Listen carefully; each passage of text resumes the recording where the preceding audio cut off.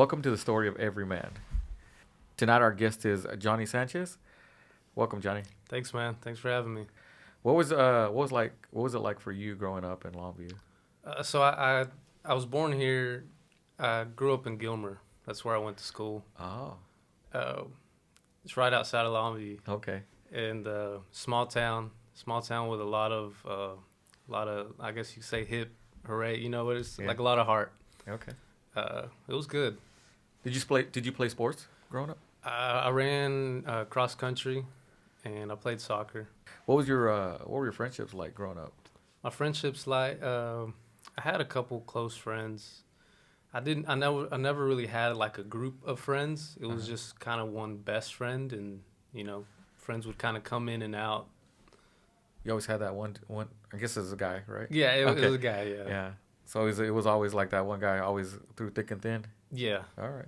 What kind of trouble you guys get into? At school, see, we just never got caught. You know? Yeah. That's Uh, cool. it was innocent fun. Yeah. Yeah. After graduation, after high school, tell me what happened. What you got going on? So after graduation, let me backtrack a little bit. During high school, I started two businesses. I started a snow cone stand, and I had a mobile detailing business This was in high school. in high school. Do you remember what grade? I started my detailing business first. I started that in sophomore year, and then I grew it. I grew it. I would say I scaled it decently, and then senior year I started my snow cone stand. When I was 14, I got introduced to business through an ad through Craigslist, right? I was buying some headphones, the Beats Yeah. headphones. I was working with my dad that summer, so I'd saved up some money, and I met this guy. His name is Tony. He's out of Marshall, Yeah. and he's a barber. Okay. He's still cutting today, and he was selling these headphones, and so I went and bought some. So excited, static, and then I had them for like a week. I think I paid maybe like 150 for them. Uh-huh. I had a buddy. He saw them. He's like, "Man, those are sick." He said, "I'll give you 200 for them." And I was like, "No way." And he's like, "Yeah, I'll give you 200." And so I sold it to him. And I was kind of bummed. I was like, "Well, I don't have my headphones anymore." So I hit up Tony. And I said, "Hey, look, I sold the ones you gave me. Do you by chance have know where I could get some more?" Uh-huh. And he said, "Yeah, what color?" And I was like, "What color?" This guy just has them on deck. And so I meet up with him again, and he says, "Look, I guess he thought I knew what I was doing.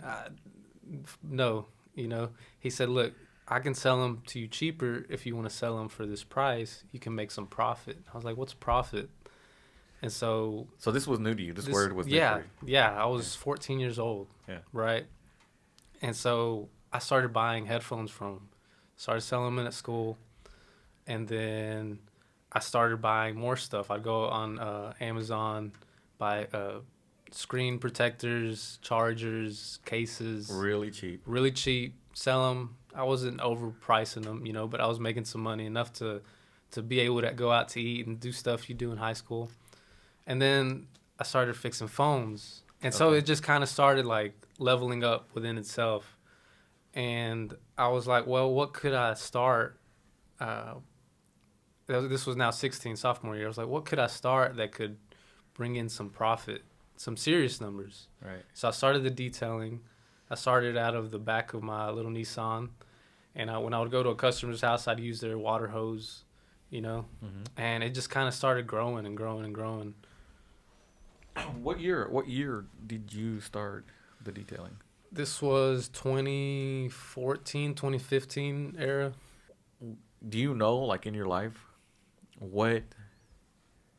what geared you to that? Because there's a mindset, an entrepreneurship mindset that's like, I want more. Do you know where that drive came from? From my parents. Okay. Can you kind of explain that a little bit? So my dad, he immigrated. He came here first. They're both Mexican. They're from Mexico. My dad immigrated here late 80s. He came here with $700, and they were borrowed. And he just kind of found his way. He found his way, did a lot of odd jobs. Eventually, he started a roofing company. Wow. And so, just growing up, seeing that mindset, it kind of just instills in you from a young age the work ethic. Because he put me on a roof at 10 years old, breaking child labor laws, right? But had he not, I don't think my character would have developed that the way it is today. That's very interesting. Did you spend more time on the roof than going out and doing other things? Absolutely. It was the expectation when I had free time that to work.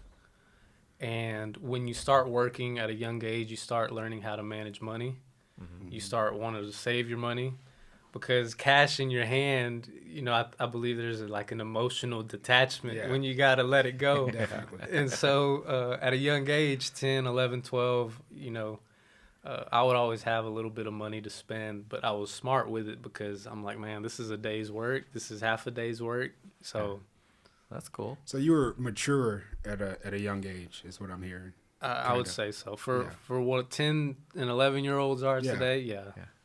That's what I'm trying to. I guess better words than this man is like a lyrical genius.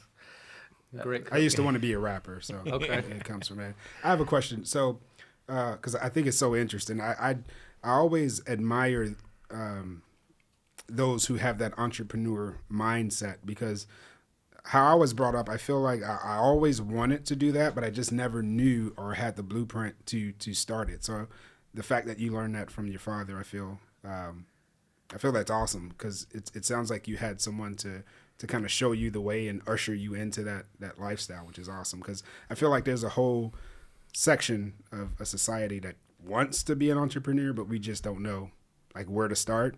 And then before you know it, you're 39 and you're like me working a 9-to-5, which is great. But I would love to have kind of like my own thing, my own business. Do you feel there's a lot of freedom that you have doing those things? I would say there can be freedom, but entrepreneurship, I think, with social media, we don't see the ugly side of entrepreneurship. Yeah.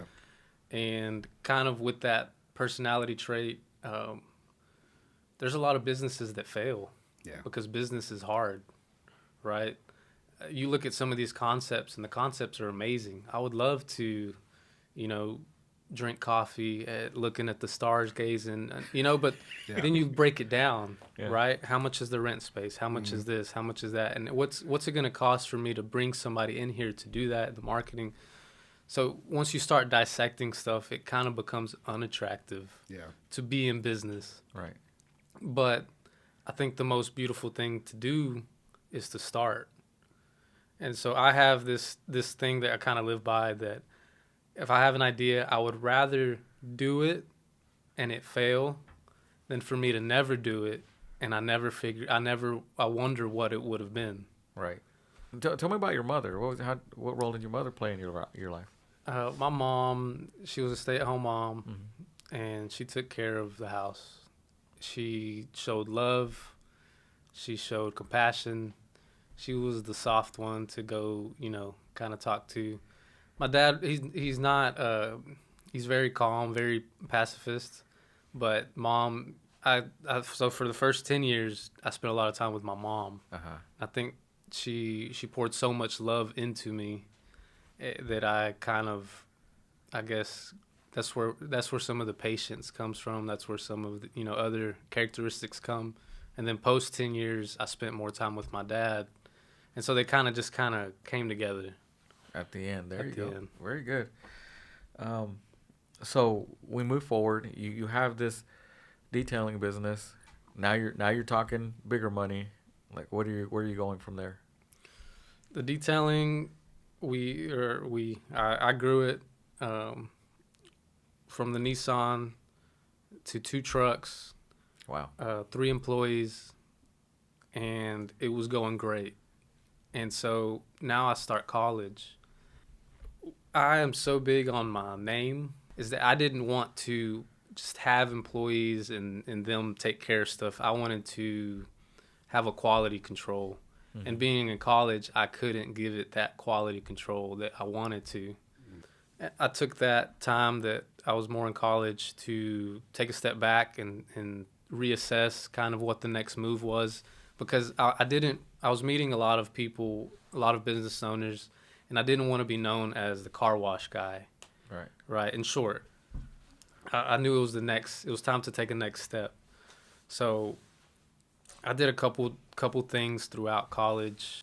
You do all these things through college. What degree were you seeking? Business management. Did you get it? I did. Okay, so you get your business management. Where are we going now? So throughout college, I only did 1 year physical college. Uh-huh. I hated, to be honest with you, I hated not making money. Okay. Yeah. So I went online. I finished the rest of my years online so I could work. Okay. And so I got a really high paying job doing insurance adjusting. And I made a lot of money at a young age, which was a good thing and it was a bad thing. Okay. Because I was starting to hit some of these goals that I wrote down when I was 14, 15, things I wanted to do. I started doing them, but then I started hitting a wall of depression, Okay. anxiety, and I think it's because I never, I think a lot of people face it, where you find out money isn't everything. Yeah. And it's not. Yeah. Did you have to? What were some of the sacrifices you had to make? Because I think this kind of ties into it. What were some of the sacrifices you had to make to continue to make these goals real? I was working 84 hours a week, It's crazy. 12, It's 12 hours awesome. a day, 7 days a week. Uh-huh. And it's almost like money starts becoming your god, Yeah. and it's a very dangerous place to be. Mm-hmm. And I think too many people chase that today. Yep. And it can mess up relationships. It can mess up pretty much everything, if you're not careful. Okay. Did it mess up any of your relationships during this time? It didn't. So tell me about the source of like the depression and anxiety. Where did you see that coming from? I saw it coming from, everybody sees the trajectory from me at a young age, doing all these things, hitting milestones. Oh, we're so proud of you. Oh, you're going to do this. Oh, you're going to do that. So Everybody's expectations is just keep growing. right. They keep going like, oh, man, where's this kid going to stop? And so I reached kind of like a small pinnacle. Uh-huh. And so you kind of start thinking like, whoa, now I've got these things. Now I've hit these goals. Now, like, where is the true source of happiness? Mm-hmm. What's really satisfying me? Because now I did all this stuff and nothing's, there's no joy. Right. And what age was this for you? This was, man, I feel old. I'd say maybe like 21, Okay. 2021. It's man, I'm gonna tell you how interesting that you say that, because we literally had a conversation this weekend about you meet a goal and it doesn't fulfill you. It only fulfills you for a moment, but right after that is another goal Right. to keep going. And we put all these materialistic things in our life, and what are we really trying to fill? Right. Okay, so you find yourself in this situation. So what happens? So I always have a hard time expressing myself. So I can be nonchalant to the rest of the world, and inside it's just a constant battle. So I held all these feelings in, the depression, the anxiety, and it just came to a point where I didn't know where to go. Mm-hmm. And so I found God in the midst of all that. Okay. And I remember the weekend, it was just nonstop church services. I met with some evangelical people, people that pray over you and all that stuff. And it just all happened in such a short period of time where my life just changed completely. Were you going to church regularly before this? I would go to church on and off, but yes, run off. What was your faith like? Well, describe your faith before finding God really closely. What was your faith like before that? My parents always took us to church. We grew up Catholic. Mm-hmm. And so I've always known God. And it was just kind of one of those instilled relationships from your parents of, you know, you go to church on Sundays and you do this and you do that. And then, so you just kind of know who God is. Say a prayer every once in a while. That was about the extent. But your heart, like, tell me about your heart. So, you know, we always hear about we're doing the motions. We're going to church. A lot of people say, yeah, I was doing it. But it really wasn't there. Right. Does that make sense? Yes. Like, where were you at in terms of that? I was lukewarm. Okay. I would go to church, kind of like a checklist, because it was a Sunday, and you know we go eat as a family afterwards, but there was no relationship. That's exactly what I'm talking about, Yeah. right there. That's the word. There was no relationship because in my mind, God was just kind of somewhere. He kind of protected you, but I was just kind of living on my own. You're experiencing all these things. You're starting to go to church, and you're still young. You're still in your 20s, right? Yeah. So when most people your age are, you know, out partying, you're having these huge life moments where you're battling depression. You have these expectations and anxiety, and at the same time, you are starting to come into your faith. Do you feel like because that happened at such a young age, that's kind of what helped mature you to who you are now? Going through all this at a young age? Absolutely. Yeah. You're going through depression. You're going through anxiety. What was a catalytic moment? What broke or what clicked? And you went to church and you're like, or whatever. Tell me about that moment in your life where To give you maybe a visual, it's kind of like if you come to God and he says, I've always been close to you. You were never far from me. And I can carry everything that you don't need to carry.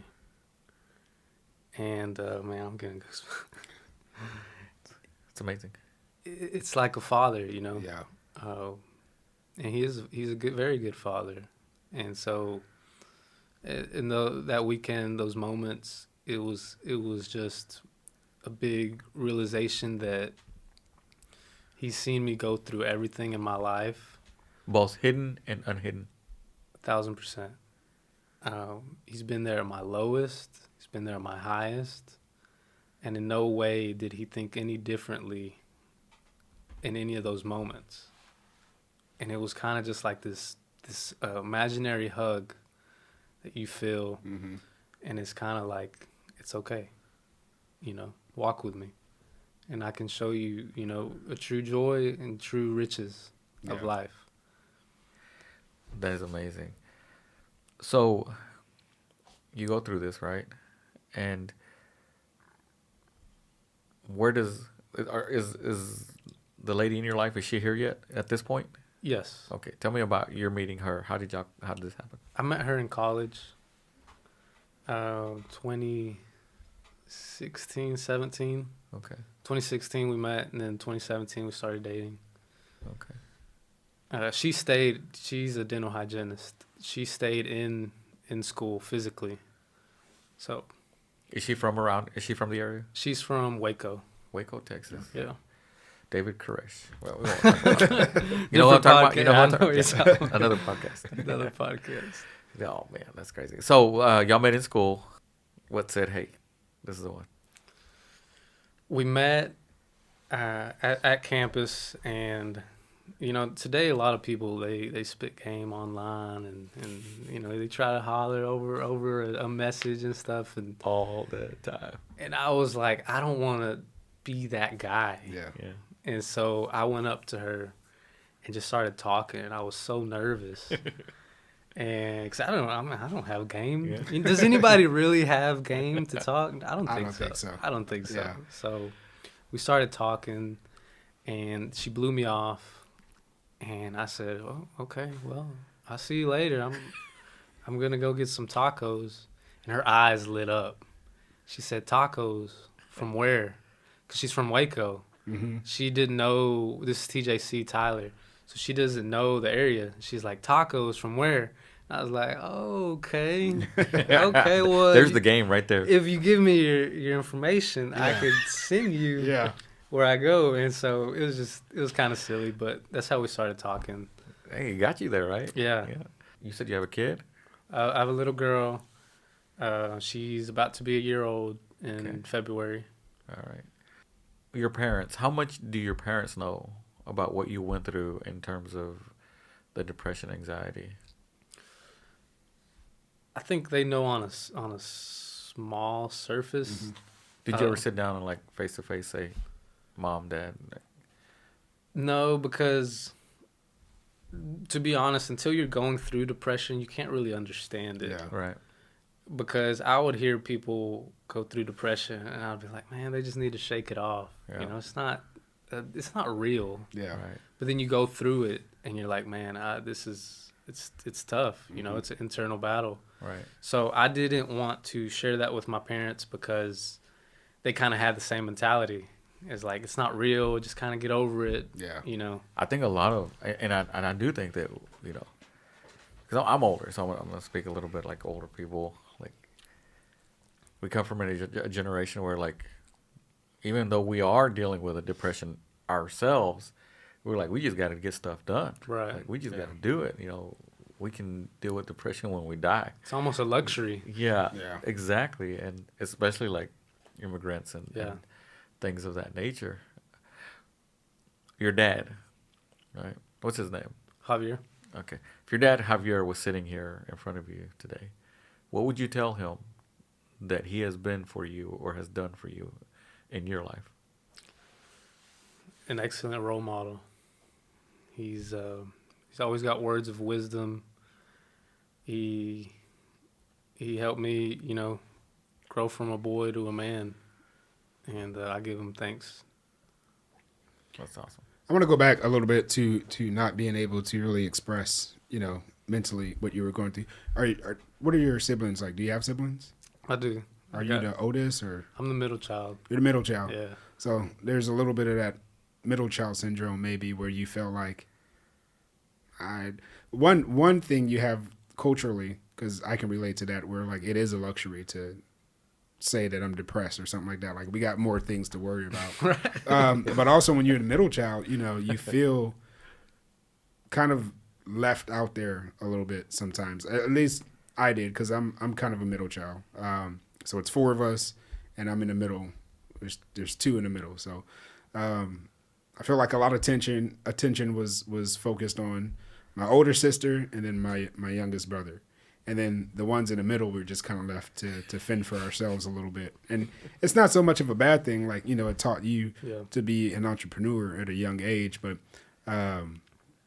do you feel like that had anything to do with you not being able to express? Having an older, is your brother, you have an older brother or older sister? Both. Okay. So having older siblings that maybe didn't go through that, do you feel pressure to keep that more playing it safe? I did, because there was, in my head, just the term I use is bigger fish to fry. Yeah. You know, I had two older siblings. Everybody's got their problems. Mm-hmm. I got two little sisters. They got to be parented, you know. So I was just kind of like, well, I don't want to burden anybody with the way I'm feeling. Yeah. I'll just hold it. Yeah. I relate to that so much. We have the term old soul, you know, and I don't, hopefully that's not a negative term. I appreciate it. I've always been called an old soul. But I feel like when you have that kind of spirit, you do feel more responsibility to, like, whatever I'm going through, like, I got to fix this, you know, like I'm an adult at a young age. So whatever I'm going through, I just got to, like, shake it off. Like you said, I got to get myself out of this kind of like funk that I'm in. And that's kind of what I would relate or equate my situation to, because I like you had a period where I didn't really have. So I moved from Louisiana to California when I was 17.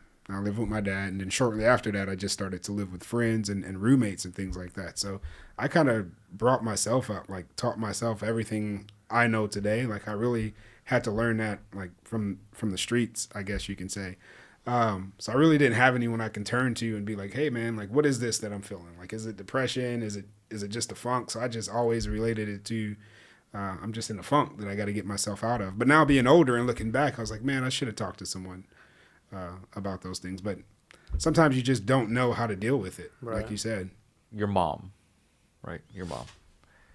So if your mom, what's her name? Maria. Maria. So if your mom Maria was here, sitting in front of us, what would you tell her? Thank you. Thank you for instilling love, compassion, pouring that into me. And thank you for always listening, without judging. And yeah, I love you. My mom, whenever we told her stuff, like we'd get whoopings. Don't tell her nothing. Don't tell her nothing. I don't know if you can whip your kids anymore. I was back in the day. Nah, where I got hear you. whoopings. I got hear you. whoopings. Yeah, I hear you. But so, how did you get to where you are now as far as business? To the roofing business? Yes. So fast forward a couple years, I continued to do the insurance stuff, and then I stopped doing the insurance, and so I started working with my dad again, and we found out we were pregnant. Like I said, we moved away. We moved to Houston for a short period of time, moved back. You got real life real quick, huh? Man, Out of Houston. I didn't know I was a country guy until I got to the city. To the city, yeah. And I said, I don't know what this environment is, but I need to go home. Yeah. That's crazy. How long did you spend over there? 9 months. 9 months. Hey, you almost hit that year. I went deep. I mean, Yeah. we bought a house straight out. I should have got an apartment. You Yeah. know, to You probably should have went and stayed for a month before you did anything. 100%, 100%. And then I told my wife, I said, I don't feel at peace here. You know, there's a lot of luxuries. There's always something to do, amazing food, blah, blah, blah. But I don't feel at peace. Yeah. We had a beautiful home. Beautiful home.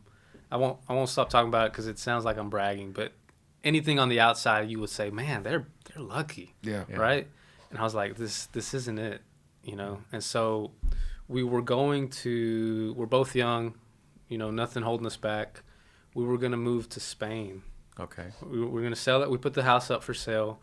We're going to move to Spain for a couple months, kind of check it out. You know, it's trendy to be like an expat and Yeah. work from the computer and everything. Yeah. And so we were going to do that. 2 weeks before we closed to sell our house, we found out we're pregnant. And I'm like, it doesn't sound wise to move to another country knowing that we got a baby on the way. Yeah. Right. And so I was like, hey, let's move back to East Texas. We got family and we got a support system, you know, at least to help us, you know, get through the pregnancy and start raising our daughter. She's like, okay, I'm game for that. So we moved back, and it's almost like I fell in love with East Texas, you know. All over again. All over again. I didn't know, I didn't necessarily hate it, you know, but you just kind of appreciate the conversations you have at the grocery store, the limited traffic. I mean, just small little things that make a huge difference. Yeah. In Houston, you start talking to the grocery clerk, and they just start looking at you like, come on, you know, next in line. Yeah. And here, I mean, it's just a slower pace. Yeah. And it felt like home when I came back. Yeah, I feel that me and my wife, so I moved from Louisiana to California, which is where I met my wife. And when I was in Louisiana, I always wanted to be in the city. Like, coming from the country, I'm just like, I want to make it to the big city. Right. Like, I want that hustle and bustle. And we moved to the city, and we got pregnant, 2 of my daughters, and then we just kind of wanted more out of life. California is super expensive, right? So you can barely get by there. So we moved back to Georgia, and I quickly identified with what you said, man. Like, you get out in the city and you think that's what you want, and you quickly realize like, oh no, I really like it's just slower and it's more intimate out here. Right. You are absolutely right. Like in the city, when you go and you talk to people and you're nice and you're genuine, like they don't know how to react to that. You know, I remember letting people like get in front of me like in traffic, but the guy behind me is like getting irritated. And I'm just like, dude, I'm just trying to do something nice. Or talking to people in the grocery store or opening a door and holding it for someone. Right. They kind of look at you like a unicorn, like, what are you doing? And these are just values that you see every day where we are now in East Texas. Would you ever go back to Houston? I'd visit. Yeah, same here. Same here. So you get back to East Texas. I'm still working with my dad. I took him out for some coffee. Super nervous, you know. It was just a conversation the whole time, and then at the end, I said, "Hey," he's like, "You ready to go?" He's getting up, and I go, "Well, sit down." Yeah. You know, here comes the meat, you know. I said, "Dad, I love working with you, but I kind of want to do my own thing." And he's like, "Well, what do you mean?" And I was like, "Well, I want to start a roofing company." And he said, "That's great." And I was like, "No, like I want to start my own company." And he said, "Yeah, that's great." And I was like, What were you expecting? I don't know what I was expecting. Yeah. Because he's so calm and he's very passive, very calm. And I've never asked him for money like that, you know. Never. I pray I never will, you know. But I know it's there. He will support me. The only thing I ask of my parents is support. Mm-hmm. And that's the only thing I was going for, because it wasn't really me asking for permission. It's, "Hey, Dad, I love you. I'm going to start my own company." You're And- my competition now. Is what you're telling him, pretty much. And he was so supportive. Yes. He said, "I love more than anything that you respect what I do, that you would want to start your own thing." Mm-hmm. That's amazing. And I was like, "Thanks, Dad." And I started, and then it kind of just started de-escalating a little bit in my head. And I was like, "Well, you know, I love what you do. I want to brand it myself. I want to build it on the values that I have." And it was just a great conversation. And so to this day, we collaborate, you know. Just because you're competition doesn't mean you can't work together. Absolutely. Different Right. aspects. Yeah. I think that's where a lot of people get it twisted, is that because you do the same thing, there's a limited amount of customers. But I think once you start growing your faith, you realize that most of this stuff doesn't even come from me. You know, Mhm. I put in my legwork. That's crazy. That's pretty amazing. And you know, back to like the business thing is, it goes back. I think that goes back way back to what you were saying earlier. Is they're not chasing the right things. Mhm. You know, when. So how do you think that your business is in relation to all the other competition? Let's see. I've always built my relationships with a handshake. Uh-huh. So if somebody trusts me to, in this case, do their roof, or if they trusted me back in the day to sell them headphones, to fix their phone, Yeah. Yeah. the second you put trust into me, I will make sure that your word means the world to me, pretty much. Right. I will do whatever I need to do to make sure that you get a great product, great result, and whatever we need to do to get there, I'm going to take care of that. And so when I think about high class, that's like what I live by. You know, if we can shake hands and you trust me, I'll do the work for you. Nice. I'll get the job done, pretty much. What would you tell young people, 14, 15-year-olds? What would you tell them? You need to check everybody that you're around, because who you hang out with, especially at that age, people are so flip-flop. You know, if something goes south, are these people genuinely at my best interest? Yeah. And are they pressuring me to do stuff that I don't want to do? Or, you know, I would start there. Just look at who you're around, right? Are these people benefiting you to help you grow as a person? If they're not, then they're not your friends. What would you tell the parents of kids around that age? Parents at that age, I think you need to be a little bit more realistic with your children, where they're at, some of the damage that they may be doing to other people's children, Yeah. and just be real. I think we're so scared to be real in today's age that we start trying to cover things up. And so as a parent, I would say, you parent. Yeah. Just parent your kid. Yeah. It's okay. And look, it's okay if your child's heading down a bad path. Help them fix it. Yeah. Because you're trying to hide it, and then sooner or later, everybody's going to know anyways, when they go do something crazy. Mm-hmm. Yeah.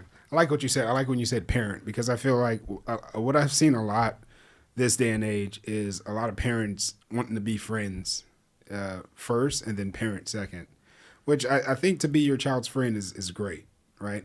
I wish I had more of a friendly relationship with my mom and dad. I would have been more open to talk to them about some things.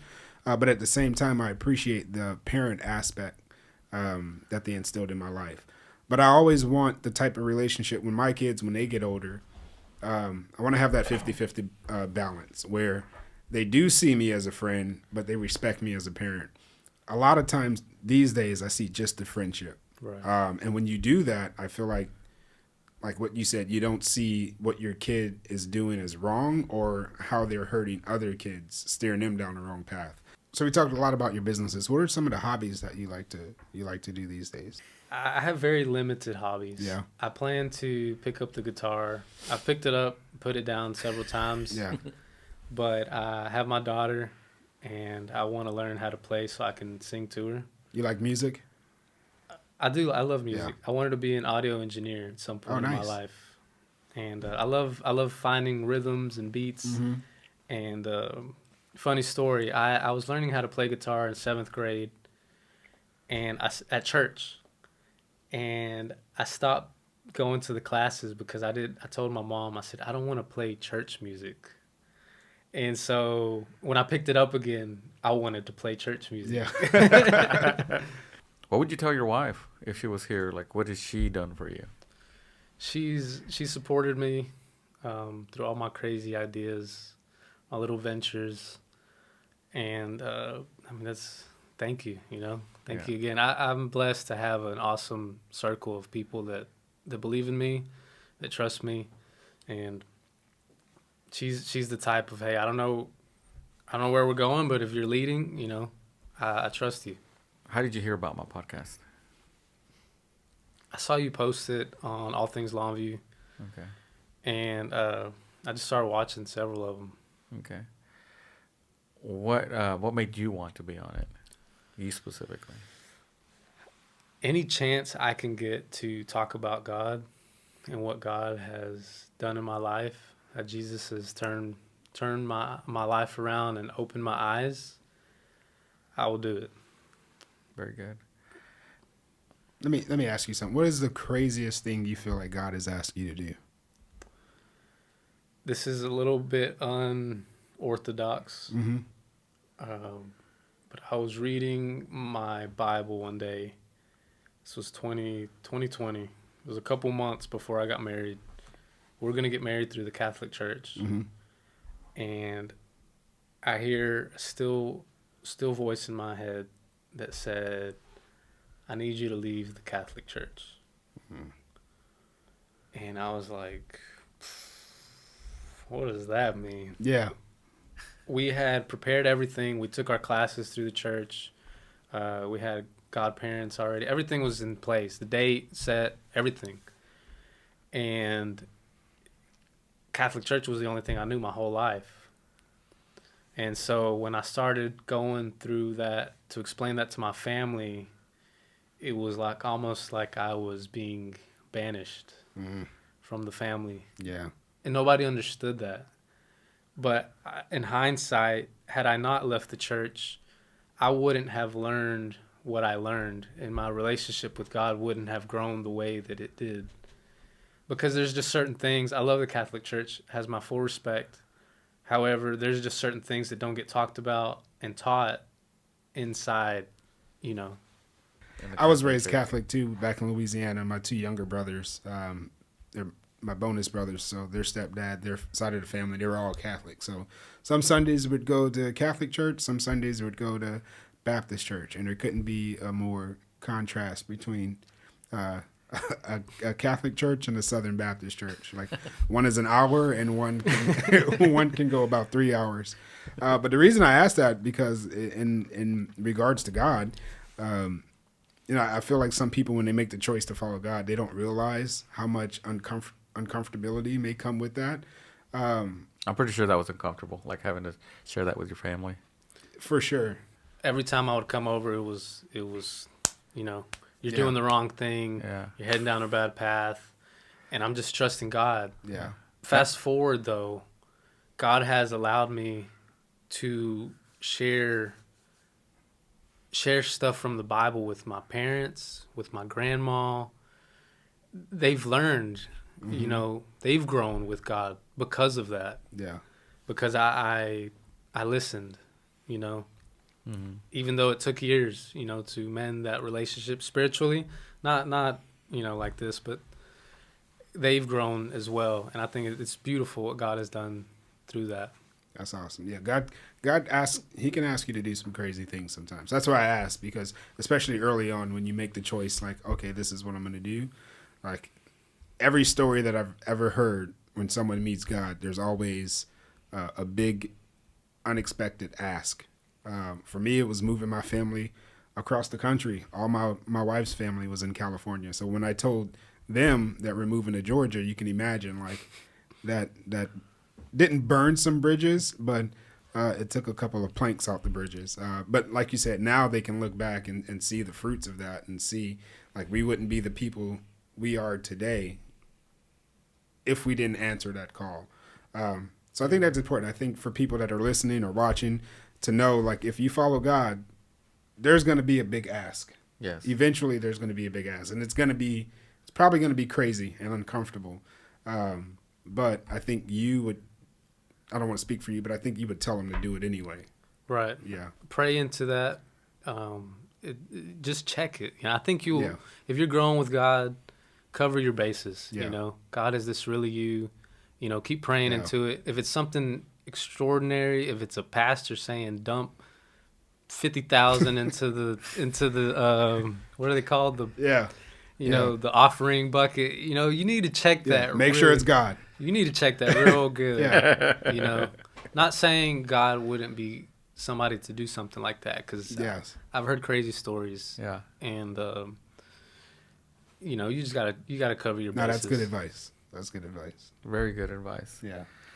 I like being here, man. It's like I've known you guys, and like for a long time we're just pals, just talking, catching up. Yeah. Did I see it's a PD car outside? No, it's not. Oh, okay. For some reason, I thought it was a Longview Police Department car. No. You thought somebody's here for me?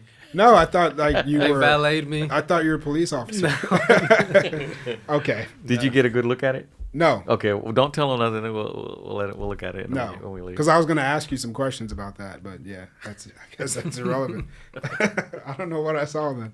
I'm getting old. You Johnny. saw what you saw, but you just need old, clarification. man. I guess I'm getting old. Yeah. So, what's the name of your roofing company? High Class Roofing. High Class Roofing. Okay. What's the phone number for it? 903-738-2539. Very good. Okay. Hopefully that it's as fruitful as it can be and continues to grow for you. Thank you. And makes you number one. As far as I know, who knows if the next person's better than you? I don't know. But so, last couple of questions. One is, who would you say has been the most influential person in your life? I don't know that I could point it to one single person. I think I've been blessed throughout my life to meet so many amazing people that have poured into me at different times when I needed it. Last question. If today was your last day on earth, what advice would you give to humanity? I would say to turn to God. Of Everyman. You know.